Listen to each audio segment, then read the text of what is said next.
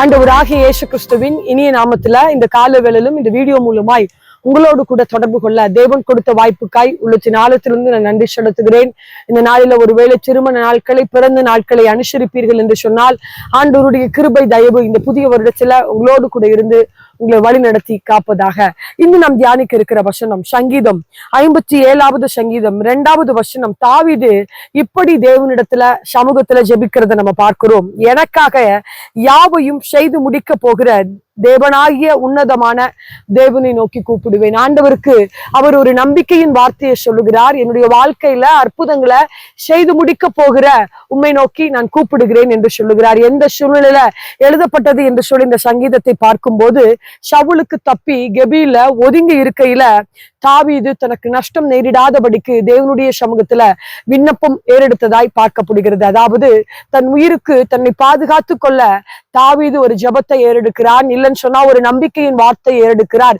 எனக்காக யாவையும் செய்து முடிக்க போகிற தேவனை நோக்கி கூப்பிடுகிறேன் என்று சொல்லி இந்த நாளில ஏதாவது ஒரு குறிப்பிட்ட காரியங்களில் அற்புதங்கள் நடைபெறாமல் ஆண்டவருடைய சமூகத்துல நீங்கள் காத்து கொண்டிருக்கிறீங்களா? விசுவாசத்தோடு ஜெபியுங்கள். தாவீதை போல, ஆண்டவரே நீர் எனக்கு இந்த காரியத்துல நீர் அற்புதங்களை செய்து முடிக்கிறபடியால் உம்மை நான் நோக்கி கூப்பிடுகிறேன் என்று சொல்லி நம்பிக்கையோடு நீங்களும் நானும் ஜெபிக்கும் போது அவரிடத்துல நம்பிக்கை வைத்திருக்கிற நமக்கு அற்புதங்களை செய்ய வல்லவராயிருக்கிறார். யோபு இப்படி சொல்லுகிறார், தேவரீர் சகலவற்றையும் செய்ய வல்லவர்.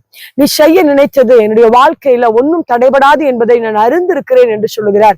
எப்படிப்பட்ட சூழ்நிலையில் சொல்லுகிறார் என்று பார்க்கும்போது, தன்னுடைய வாழ்க்கையில எல்லாவற்றையும் இழந்த சூழ்நிலைகளில யோபு தேவனை நோக்கி வேண்டுதல் செய்ததை நம்ம பார்க்க முடிகிறது. இந்த நாளில நீங்களும் நானும் தாவீதை போல நம்பிக்கையோடு எந்த சூழ்நிலைகளா இருந்தாலும் ஆண்டவர் உங்களுக்கு அற்புதங்களை செய்வார் என்று சொல்லி நம்பிக்கையோடு ஜெபிக்கும் போது ஆண்டவர் அப்படிப்பட்ட காரியத்துல தாவீதை விடுவித்தது போல, யோபுவுக்கு அற்புதங்களை செய்தது போல உங்களுக்கும் எனக்கும் அற்புதங்களை செய்ய வல்லவராயிருக்கிறார். ஒரு நிமிடம் கண்களை மூடி ஜெபிக்கலாமா?